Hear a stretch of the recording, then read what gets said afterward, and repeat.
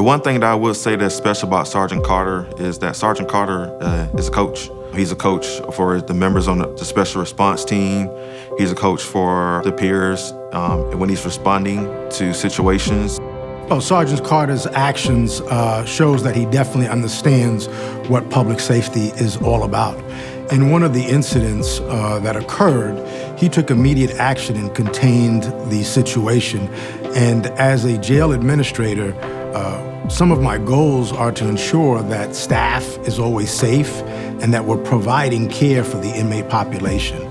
And on the two incidents in which you're being recognized for, you helped and you assisted in what you did. On March 21st, 2020, as I was walking to my office, I saw my staff members running towards me. They began telling me that there was an individual inside the jail with a gun.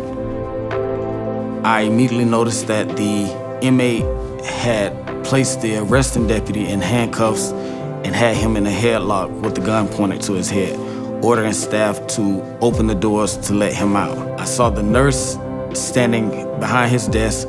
I saw another inmate that had been arrested sitting on a bench, and I saw my officer still lying on the floor. I engaged the inmate and ordered him to drop his firearm.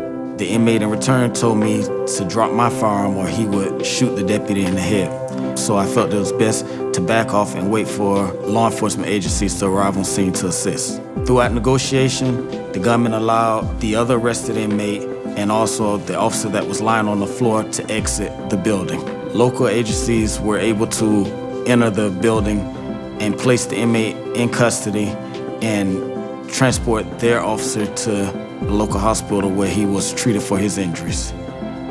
He analyzed that situation and he made a decision that was for the better for everyone. And in the result of it, there was no serious injuries, no deaths, or either an escape that occurred during that situation. We're traveling eastbound on Cayley Avenue with a convoy of 3 vehicles. One vehicle, being a lead vehicle, was carrying all male inmates. The second vehicle was carrying all female inmates. And I was in the third vehicle where I served as a chase along with another officer. As they entered the intersection, an unknown vehicle struck the lead vehicle on the passenger side, causing them to swerve into another lane. When the accident occurred, I ordered all my officers to retrieve their firearms from their vehicles and set up a perimeter due to the fact that we were in a high crime rate area. He took immediate action. He knew what needed to be done, and he knew that he had to protect the citizens. He knew that he had staff inside the van that he had to check on, make sure that they were all right and that the inmate was all right.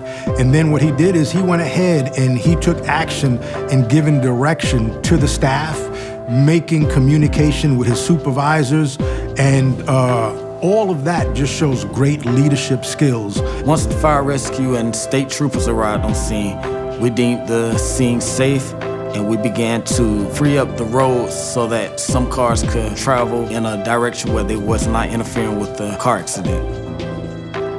Well, Sergeant Carter, I'd like to say congratulations on being recognized as the 2020 FSA Correctional Officer of the Year. To Chief Q, Lieutenant Walker, all my officers that put together this transcript to nominate me, I thank you.